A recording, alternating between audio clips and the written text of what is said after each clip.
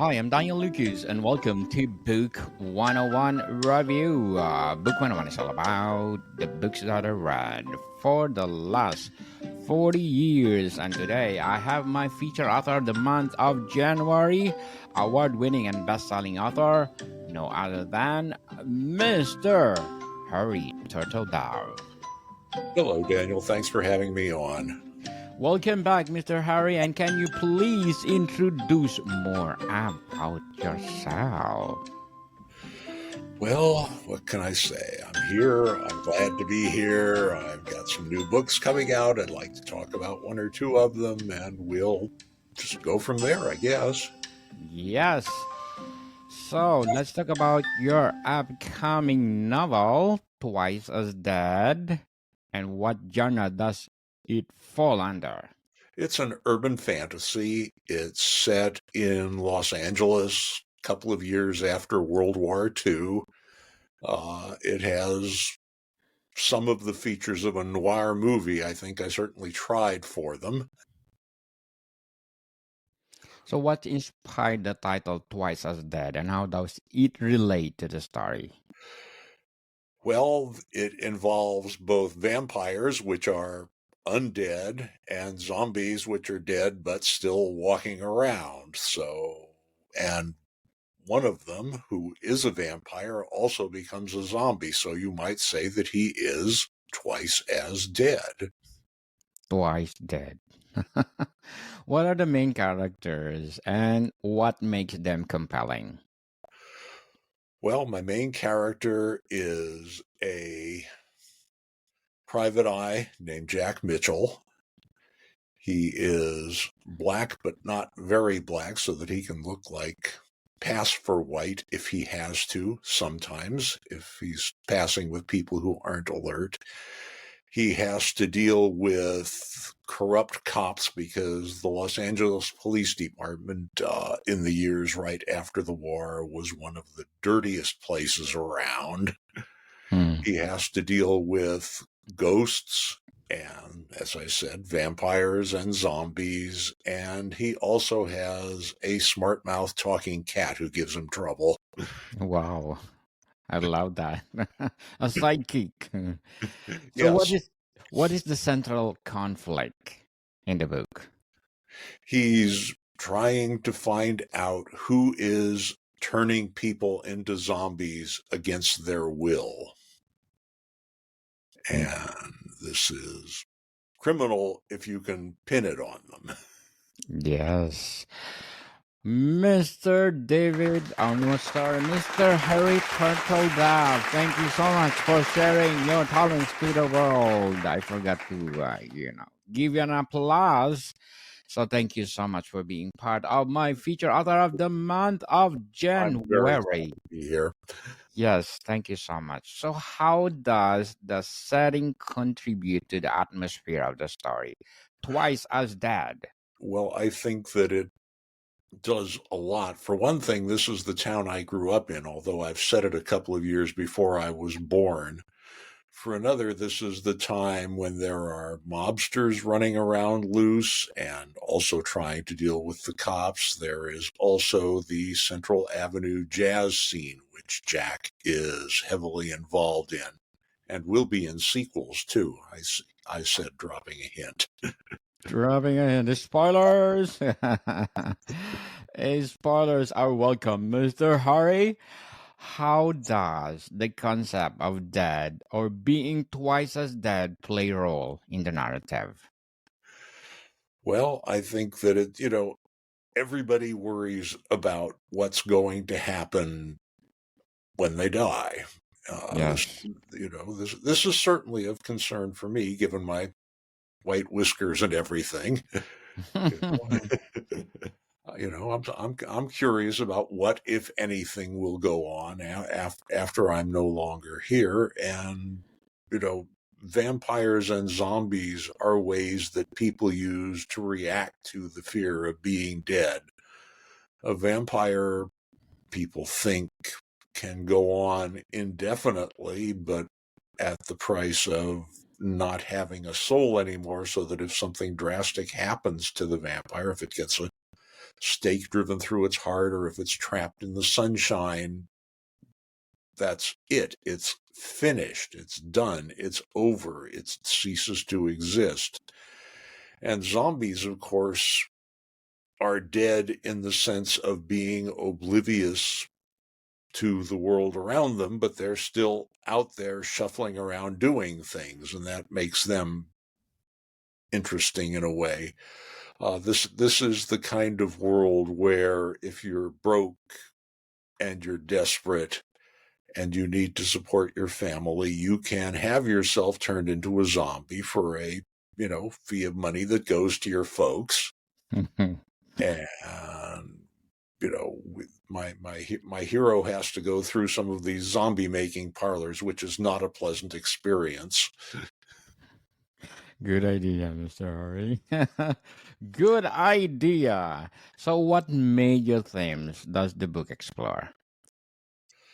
Oh, well, it's got as I say, this is noir. Everybody is untrustworthy. Everybody is unreliable, including the main character, and it was fun to write. Fun for sure. Are there any symbolic elements or motifs that appears throughout the book?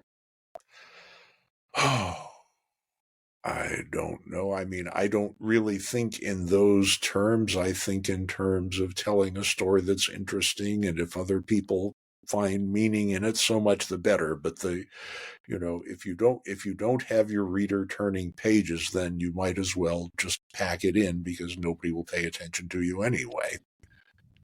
Yes. So, how does the book explore human nature, morality, or justice? Well, I think Jack has a sense of justice. He came, he served in Italy during the war. He came back damaged, as people who served in the war often do. And he's trying to figure out how to get along in a world that doesn't like him very much and doesn't need him very much. And he's doing the best he can. Certainly. What message or takeaway do you think you will impart to the readers? Famous science fiction writer Theodore Sturgeon once said of somebody that he sold his birthright for a pot of message. I try not to put messages in my book. People will read into it whatever they read into it. Yes, it's up to you to grasp people. So, does the book follow a linear narrative, or there are any flashbacks and multiple No, perspectives? I go straight forward from beginning to end. Interesting. I usually do that. I've only varied from that a couple of times in my writing. So, how does the opening scene set the tone to the rest of the book? He's sitting in his office. Jack is. He's listening to the Santa Ana winds, which are common in Los Angeles in the fall, and which caused the fires last month. I know a couple of people who lost homes. Damn it. He's reaching into his desk drawer and pulling out a fifth of bourbon and drinking from it. And his cat is giving him grief about this. Why do you Wow. drink that stinking stuff? And somebody knocks on the door. It's evening. He opens the door. It's a beautiful dame. He doesn't even notice that she's a vampire until she leaves and she goes through the door without opening it. His cat laughs at him for being stupid. Hilarious. So So I hope that sets the scene. awesome. Interesting, Mr. Harry. So, were there any major plot twists or unexpected turns? Well, I think so. I hope so. People won't want to read it if there aren't.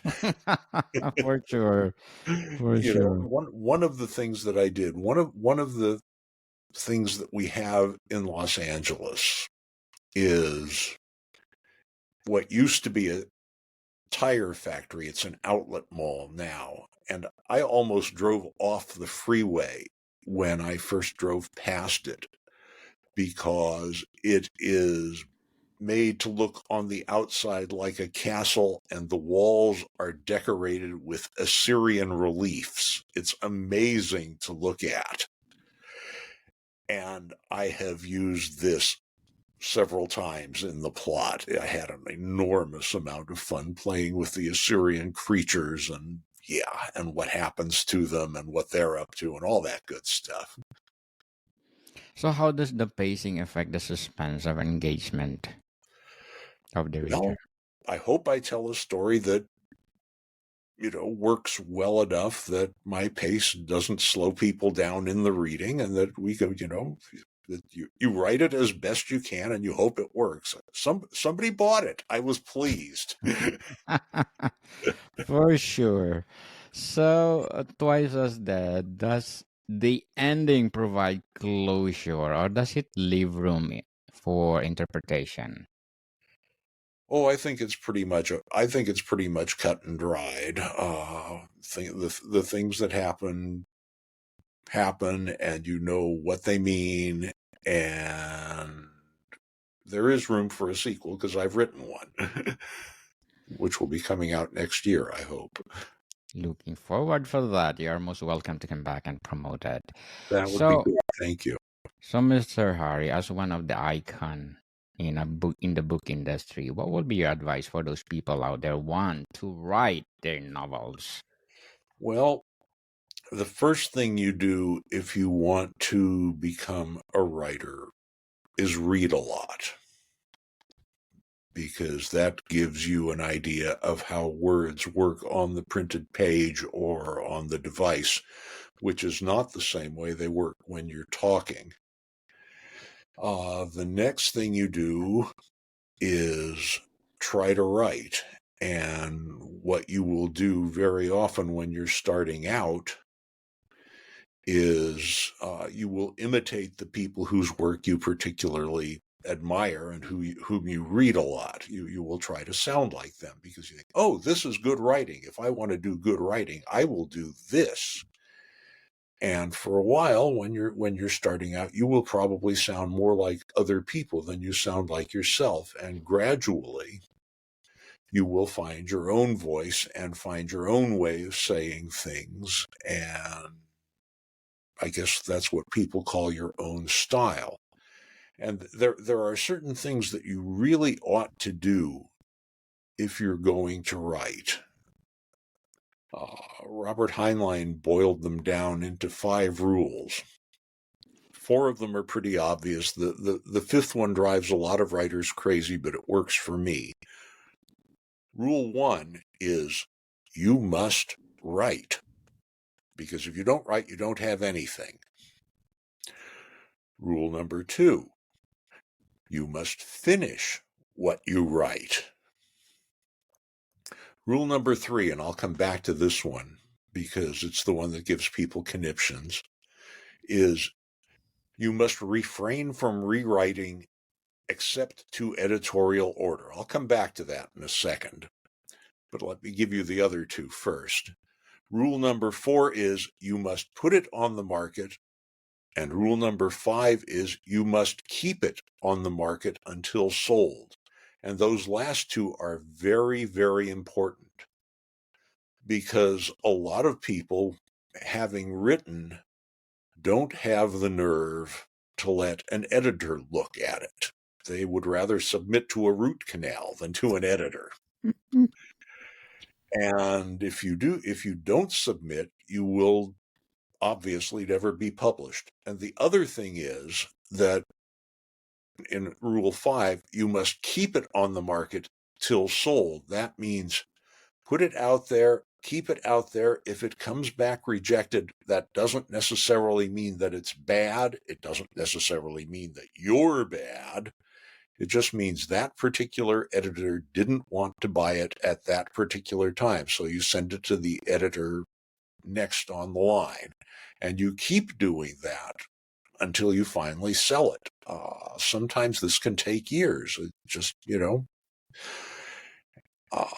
my first novel went to every publishing house I could find until one right at the bottom of the food chain finally took it and gave me a very little bit of money for it. But it was a foot in the door.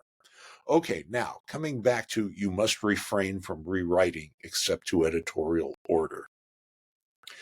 What Heinlein means by this, or what he insists he means, is that if you have a fresh idea, write a fresh story. Don't cram your fresh idea into the story you've already written.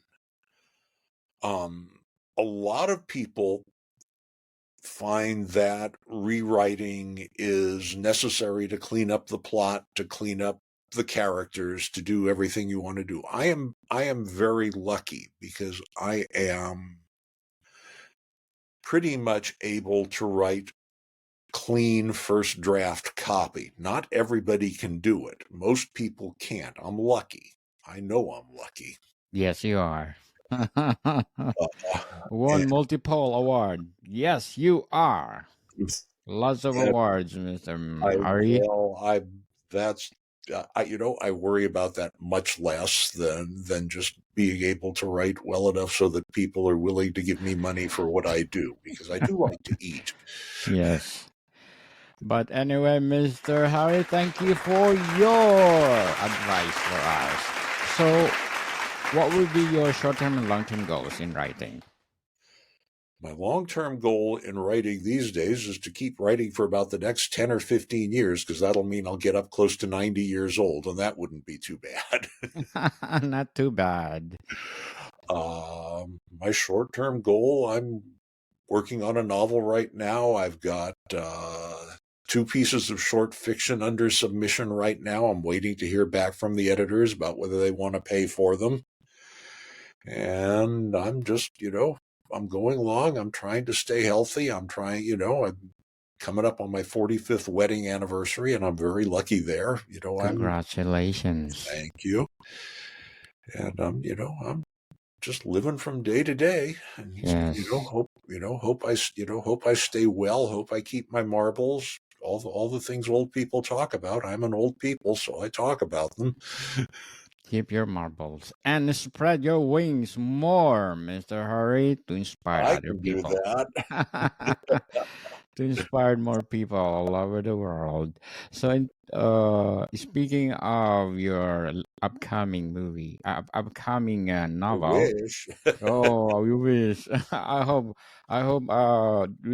your dream will come true. To have one of your books to be a movie, a series. Who knows? That One of would these that that would days. that would be terrific. I've had several things optioned. I've never had anything produced. Life is like that. But don't lose hope. Mr. Hurry, for sure, there will come a brighter over there. So, which character undergoes the most significant transformation throughout Twice as the Dead? Oh, it's probably Jack, because he gets put in danger and he falls in love, and those are the things that change character very quickly. I think that's one of the major reasons that people write about war and write about love so much, because both of them show character under stress, and that's interesting. So, how do the relationship between the characters shape the story progression? That would be telling. For sure. So, are there any morally ambiguous characters, and how are they depth Oh, I to the think plot? there are lots of morally ambiguous characters, starting with my protagonist. As I say, this is a noir kind of book, and it has noir kind of characters. There's the sweet fat little man who runs a dirty bookstore. Yes. You there's there are cops who are no better than they have to be. There are cops who are worse than they have to be. Oh yeah, all kinds of good stuff. All kinds of good stuff. Twice as dead. So, how do the protagonist and antagonist compare in terms of their motivations and flaws?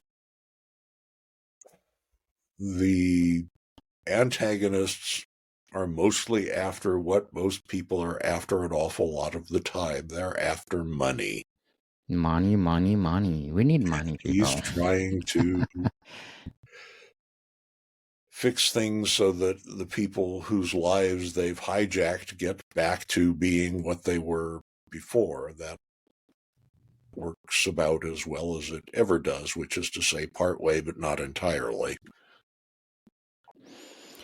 So, Mr. Harry, before we wrap up our discussion for today, I'm inviting you to please do listen to my other podcast, Food 101, and its fifth season, which have Alessandro, one of the specialty chef in one of the five-star hotel in downtown Toronto. And this coming episode, we're gonna talk about, we're gonna read the letters of our listeners. So please do listen, Food 101. So, twice as dead, if you could ask one question about characters, what would it be? Is Jack a good guy or a bad guy? We'll find Mm. out. Find out, people. So, Mr. Harry Turtledove, thank you so much for being my feature author of the month of January. And can you please invite our listeners to support all your books, especially this coming Twice as Dead? Oh, I would be delighted to do that because having people buy my books is what keeps me in food and shoes and a roof over my head and all of those good things. So please, buy my books. You can, they're pretty easy to find, most of them. Yes, people, award-winning and best-selling author, Mr. Harry Turtledove, my feature author of the month of January. So, Mr. Harry, thank you for your time. Thank you very much. More to come, people. See you soon.